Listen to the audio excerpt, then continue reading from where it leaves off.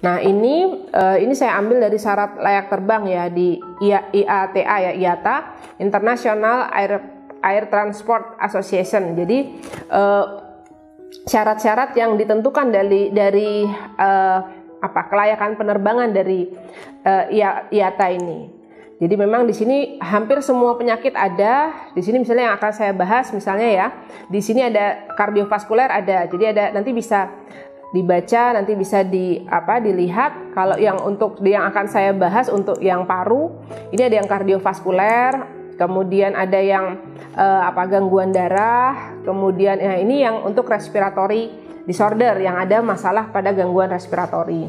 Berikut ini adalah tabel atau contoh-contoh pada masalah respiratory disorder untuk kelayakan terbangnya. Jadi pada salah satu diagnosis, misalnya pada pasien pneumotorak yang sudah dilakukan 6 hari atau kurang ya, jadi sudah terjadi perbaikan, kemudian sudah adekuat untuk nafasnya.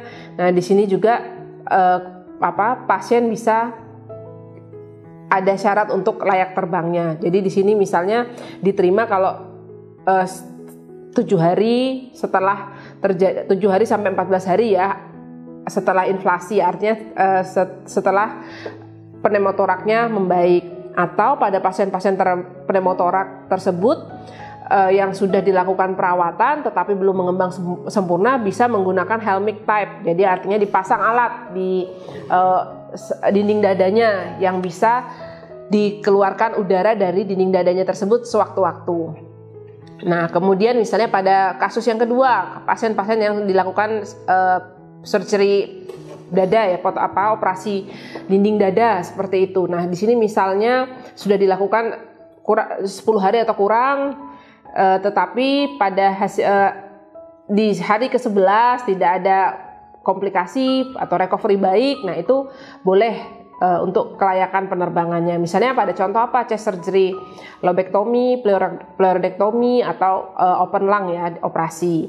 Nah, kalau untuk pasien-pasien pneumonia sendiri, misalnya pasien pneumonia dengan gejala, tapi kita akan dikatakan layak apabila sudah sembuh, sudah klinisnya sudah membaik, kemudian sudah ada perbaikan dari radiologisnya. Untuk pasien tuberkulosis seperti apa? Nah, itu juga ada syaratnya. Di sini kalau dari mereka akan 2 minggu paling sedikit setelah diberikan pengobatan. Nah, itu ada bisa, atau kita sebagai dokter bisa memberikan surat kelayakan penerbangan. Nah, kemudian untuk pasien-pasien PPOK, emfisema, pulmonary fibrosis, kemudian efusi pleura ya, cairan yang ada di paru, kemudian ada hematotorak. Nah, ini juga ada syarat-syaratnya. Nah, jadi kalau pada pasien-pasien ini dilakukan pemeriksaan tadi HST ya, atau dilakukan evaluasi. Nah, sehingga diketahui bahwa pasien ini akan membutuhkan oksigen nggak pada saat perjalanannya. Nah, di mana kalau PO2-nya kurang dari 50, nah itu ya dan tidak ada terjadinya eksaserbasi, bisa direkomendasikan atau bisa berangkat dengan menggunakan oksigenasi. Untuk hipertensi pulmonar juga ada syaratnya. Jadi ya ada NIHA-nya berapa, klasifikasinya 2 dan 3. Nah, di sini nanti dievaluasi yang diterima yang di klasifikasi yang pertama. Nah, untuk pasien-pasien kistik fibrosis, di sini dilakukan pemeriksaan spirometri, di mana didapatkan volume ekspirasi paksa detik pertamanya kurang dari 50%, ya. Tidak ada infeksi pada saat berangkat, tidak ada tanda-tanda terjadinya eksaserbasi yang sifatnya akut. Untuk asma juga dievaluasi, dilihat ya. Kemudian pasien-pasien kanker ya seperti itu juga dilakukan pemeriksaan. Kalau misalnya ada efusi pleura, ada yang membuat nanti akan mempengaruhi terhadap tekanan pada saat dia terbang. Misalnya ada efusinya, ya diambil dulu efusinya dikeluarkan sehingga tidak membuat terjadinya restriksi pada paru. Nah, kemudian untuk bronkiektasis sendiri, nah itu kita juga lihat ada enggak resiko terjadinya hipoksemi ya.